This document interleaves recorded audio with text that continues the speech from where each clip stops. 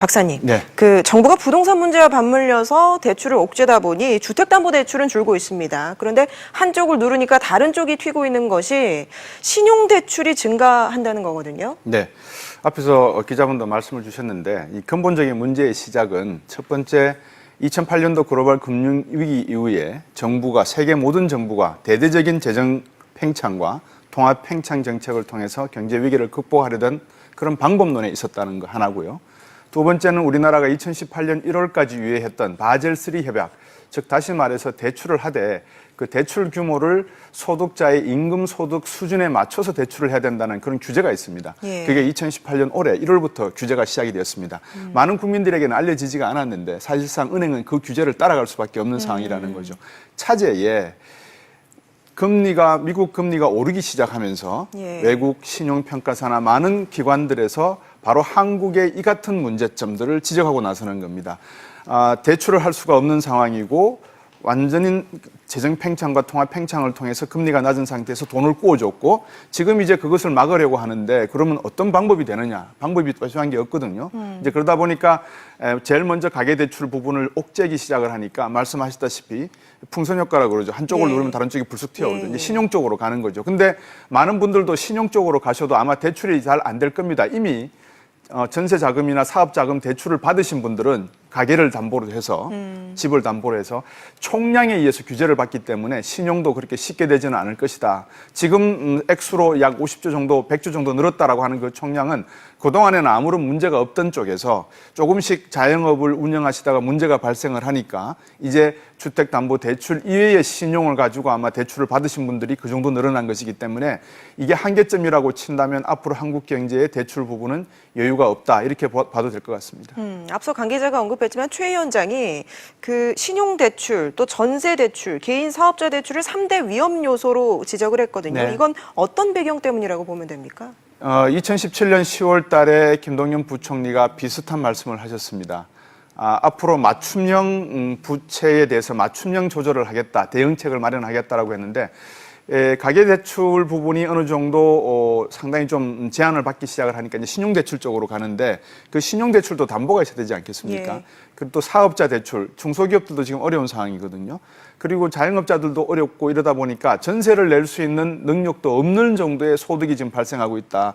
그러니까 전세 자금을 또 대출화하는 방안으로 삼고 있다라는 것을 놓고 볼 때 구체적인 이런 대출의 맞춤형으로 아마 새로운 대안을 내놓으시겠다라는 내용이신 것 같은데 글쎄요, 살펴보시겠다라고 말씀을 하셨지만 이거를 어떤 방향으로 가져가겠다라는 구체적 대안은 아직까지 나오지 않았다는 것. 이미 1년 전에 김동연 부총리를 비롯한 많은 경제 관련 강로들이 가계부채 문제성의 심각함 그리고 바젤3의 유효성이 시작될 거라는 걸 알면서도 지금까지 이렇게 좀 손을 놓고 있었다라는 생각이 드는 것은 좀 답답한 면인 것 같습니다.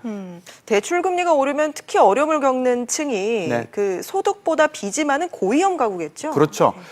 전체 기획재정부에서 판단을 했습니다. 작년 10월 24일 발표를 할 때 69% 정도는 소득이 충분해서 빚을 다 갚고도 이자를 내고도 아무 문제가 없다. 예. 그리고 한 29% 정도는 조금 문제가 있지만 그래도 이분들도 안전하다. 나머지 3% 이분들이 결국은 문제가 되는데 네. 이분들에 대한 맞춤형 대책을 마련하겠다. 그래서 변동금리를 고정금리로 하고 또 정부가 가지고 있는 행복기금이라든지 미소금융 같은 자금을 가지고 이분들을 지원하는 방향으로 가겠다. 이런 대안들을 내놓으셨는데 글쎄요. 지금 말씀하신 이 세 가지 핀셋 대응에 앞서서 지난 작년에 정부가 말씀하고 약속했던 내용이 어느 정도 성과를 내고 있는지도 좀 시장에 알려주면 정부를 믿는데 좀 더 효과가 있지 않겠나 싶습니다. 앞으로 금리가 더 오른다고 하니까 아무래도 고정금리로 좀 갈아타려는 수요가 많은 것 같아요. 그래서 은행들 경쟁도 치열한 것 같고요. 그렇습니다. 이제 고정금리로 갈아타셔야 되는 입장인데 은행들이 고정금리로 갈아줄까요? 잘? 그것도 하나의 의문이죠. 기억하실지 모르겠습니다만 1960년대 후반부, 중후반부에 예. 사채 동결 조치가 있었습니다. 그 당시에 많은 서민들이 또 내자가 부족해서 경제 개발을 하려고 하는데 돈이 부족하다 보니까 여러 군데에서 돈을 빌리게 되거든요. 그러다 보니까 이제 사채 시장이 엄청나게 커집니다. 예. 결국 그 문제를 어떤 식으로 해결했냐 그러면 사채업자들이 어느 정도 금리를 낮추고 기득권을 포기하는 방향으로 문제 해결을 방향을 찾았거든요. 제가 볼 때는 기획재정부나 경제 강요들이 대기업이나 이런 5대 금융권 좀 더 IMF 외환위기 때 국민들이 금을 내어서 이들을 구해줬지 않습니까? 이제는 금융기관에서 금리를 조작하고 왜곡하는 이런 형태의 영업 방식을 철저하게 뭐라 그럴까요? 처벌하고 대응하는 방법도 하나의 서민 경제를 안정시키는 방법이 되지 않을까. 그래서 지금은 금융기관이 서민들을 위해서 뭔가를 해줘야 될 그런 시기가 아닌가 생각해 봅니다. 우리 대출 금리 인상이 미국발 금리 인상에 영향을 받고 있잖아요. 근데 미국이 올해만 벌써 2번 올렸고요. 네. 뭐 앞으로도 2번 더 올릴 수 있다 이런 얘기도 나오고 있는데요. 근데 사실 여기에서 핵심은 그렇습니다. 금리가 어느 정도 2.5에서 3% 정도 가 있어야지만 또 다른 위기가 들어닥쳤을 때 금리를 낮춰줄 수가 있는 거지 않습니까? 0% 금리 수준에서 금리를 더 이상 낮출 수는 없는 거 아니겠습니까? 일본의 장기 침체가 마이너스 금리로 갔음에도 불구하고 경제 성장이 되지 않았던 이유는 더 이상 정책 동원 수단이 없었기 때문이거든요. 이제 그렇다 그러면 미국 연준은 3%대로 가져갈 것인데 우리는 금리가 1.5% 수준에서 만약에 멈춘다면 1.5%포인트밖에 정책 금리를 이용할 수 있는 여유가 없다는 게 또 다른 하나의 정책적인 과정인 겁니다. 예. 그래서 정부는 더 이상 금리 인상 부분을 연기하지 마시고 좀 더 전향적으로 고려를 하되 앞에서 말씀드렸던 금융기관들이 이제는 서민들의 이런 고통을 분담하고 나눠야 될 그런 시기가 아닌가 이렇게 판단이 됩니다.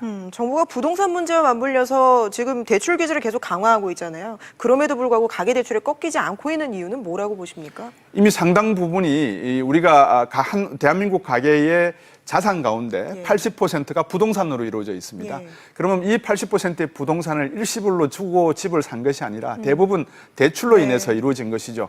그동안에 한국경제개발 기간 동안에 많은 어떤 신화를 이루어내면서 이런 부동산 가격이 급등을 하게 되기 때문에 대부분 사람들이 자산 투자에 주식보다는 부동산 쪽으로 쏠리게 되고 거기다 보니까 많은 대출을 통해서 집을 마련하고 또 가격도 상당히 올랐죠. 그래서 정부는 이 양쪽의 고민을 다 이해하고 있는 듯합니다. 부동산 가격이 급히 오르니까 사람들이 수요가 몰리고 집값은 더 뛰고 금리는 반대로 계속 낮아 있고 이 부분을 정부가 이제 조절하겠다는 건데 너무 급하게 하다 보면 선순환적인 내용보다 악순환적인 내용이 더 불거질 가능성이 있으니까 예. 좀 더 많은 판단과 그런 신중함이 있어야 되지 않겠나 싶습니다.